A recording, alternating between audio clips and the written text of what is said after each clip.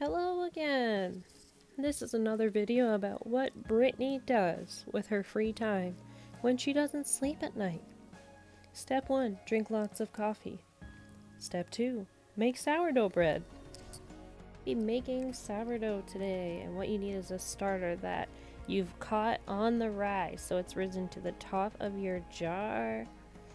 You're going to need a scale to weigh your ingredients, a mixing bowl, some white all-purpose flour, table salt, some lukewarm water. A proofing basket, if you have one, is really awesome. I got this on Amazon. You're also going to need a big sheet pan with some parchment paper. I've used mine quite a few times. You're going to need another pan that you can fill with boiling water, so please not glass. And your sourdough bread recipe, I got mine from I Love Cooking Ireland. Now, some optional things that you will need is a dough hook and a mixer to do your kneading, but you could knead this by hand, and also a dough scraper. I don't use it this often, but I used it in this video. So to make the bread, the ingredients you're going to need in total are just all-purpose flour, table salt, your starter that you caught on the rise, and some lukewarm water. I've added the ingredients that I'm putting in my bowl on the bottom left of your screen, but if you want exact measurements, I totally recommend going to We Love Cooking Ireland YouTube channel, because that's where I got the recipe from.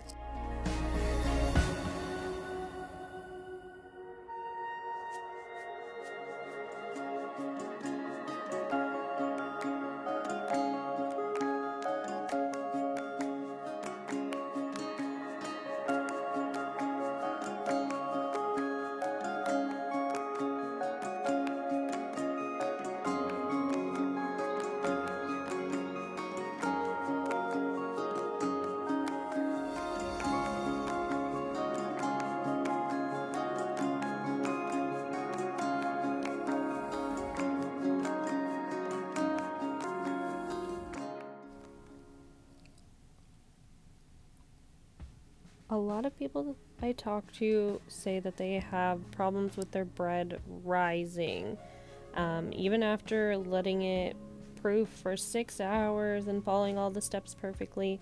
And all I have to say about that is make sure you are catching your starter on the rise. Look at those giant bubbles in there. It's thick and happy, and I could even have let this starter go for another hour or so to make my bread rise even higher, but the key is to catch the starter on the rise. I can't say that enough. This is what it looks like when everything's in the bowl before we start kneading it together. And then you're just going to pop it into your mixer and turn it on to a pretty quick speed, like 4 or 5, to really get it going.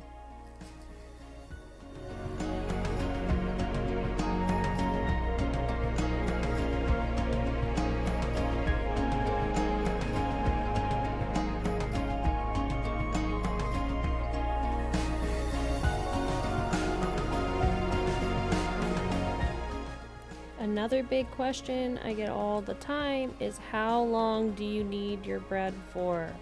So I started kneading this at around 7:42, and I just kind of let it go in the background. I'll feed my starter while it's kneading.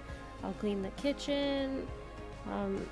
The amount of time you need honestly depends on how cold it is in your house, how wet your dough is today. It can be anywhere between 5 minutes to 15 minutes. You just kind of have to go by feel and the look of the dough and how elastic it feels and how stretchy when the gluten starts to develop. One more quick note about starters and catching them on the rise. If you want your starter to rise even higher, I recommend feeding it twice in a 12-hour period. That really gets your starter excited, and I've had mine explode out of the jar before. Time check, it's been about 5 minutes, so I'm going to stop my dough and pull it out of the mixer. Now what I'm going to be trying to show you here is something called the windowpane effect. I'm looking for my dough to stretch so that I can see the light kind of shining through the dough in the thin parts like a window pane, but without it ripping. And oh, it's totally not ready. It's ripping right away. Again, if you go to the We Love Cooking Ireland YouTube video, I recommend this literally all the time. The man who made that video explains this perfectly. So definitely check that out so you can see an expert teach you about the window pane effect.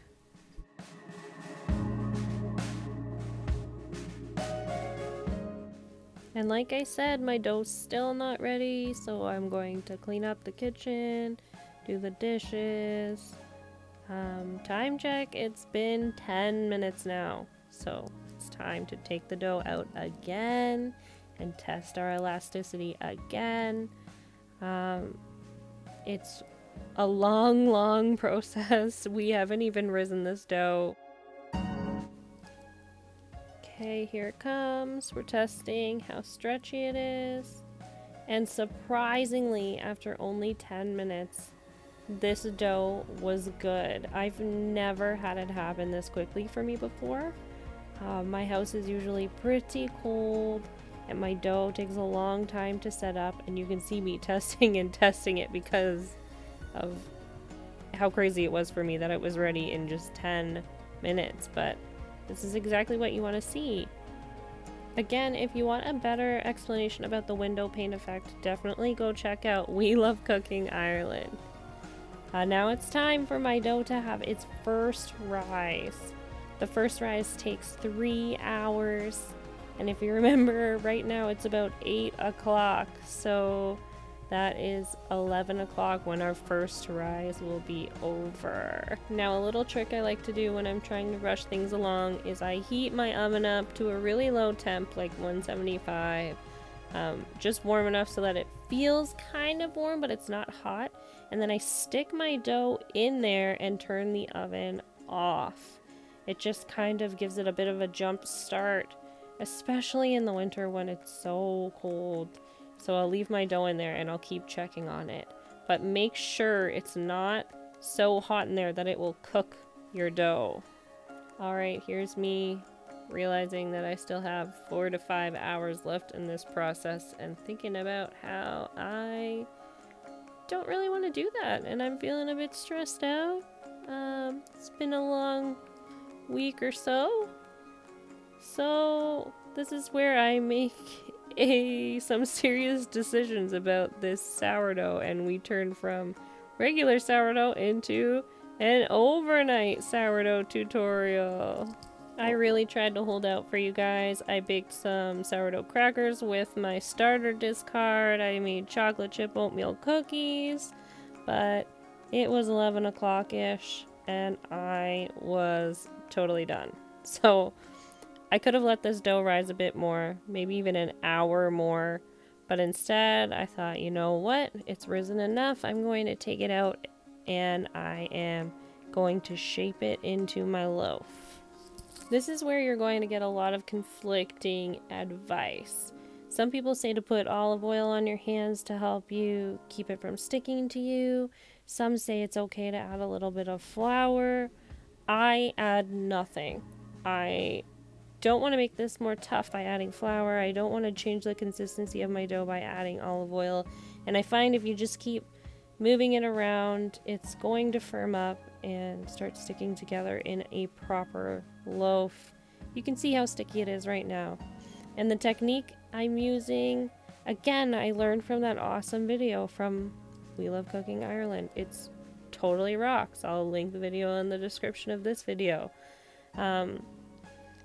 Yeah, this technique is amazing. You kind of drag the dough with your hands and it forms this perfect little ball.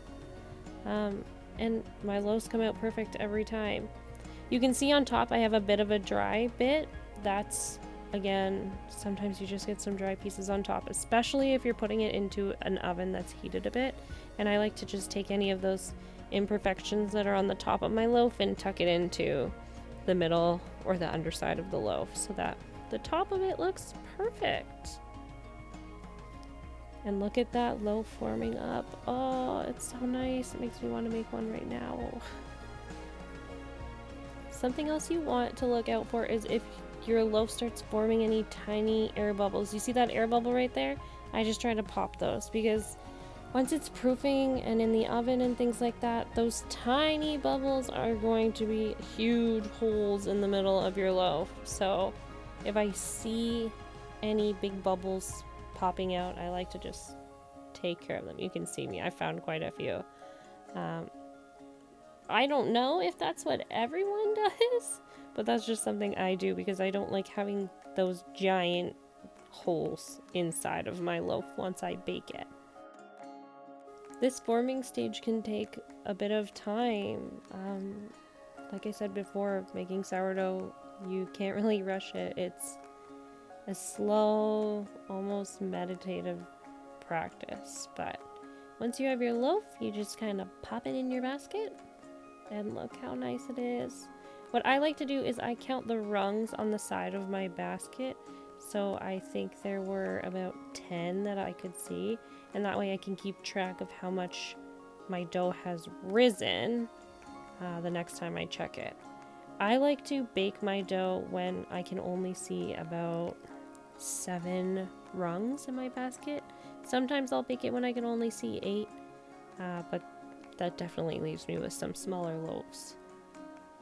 And again, here's my major decision of turning this into an overnight sourdough recipe. So once your sourdough loaf is in your basket, just cover it and put it in the refrigerator, and you're going to bake it right in the morning. And in the morning, I mean like between 6 and 8 o'clock, I would say. You really don't want to let this rise for too long in the fridge, because if you overproof your loaf, then it's not going to rise. Just the same as if you underproof your loaf, it's not going to rise. Sourdough is really finicky and you are at its mercy. So it's about 11:30, midnight at this point. So my sourdough will probably rise for between 6 to 9 hours in the fridge before I bake it.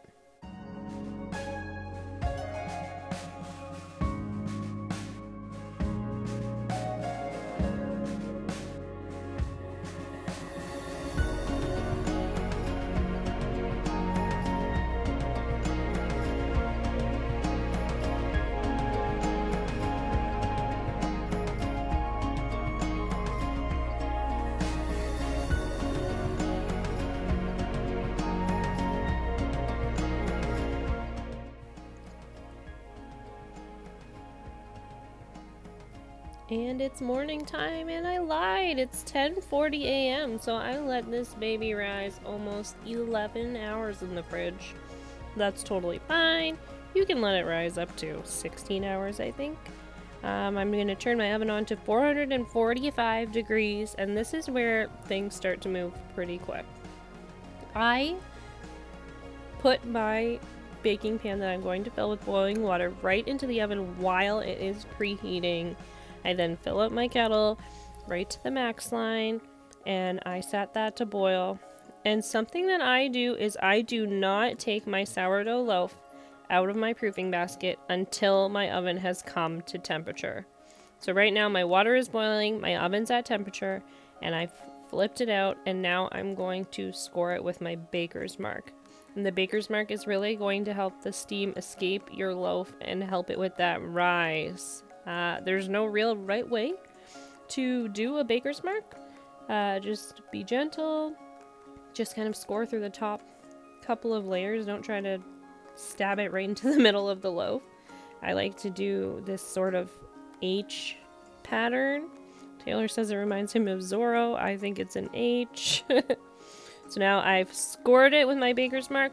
I'm putting it right in the oven, and I'm running over to grab my kettle that has already heated all of the way, and I'm using an oven mitt to pull out the baking tray that I'm filling with hot water, and I'm just dumping that whole kettle full of hot water in as fast as I possibly can because I want to trap that steam in my oven.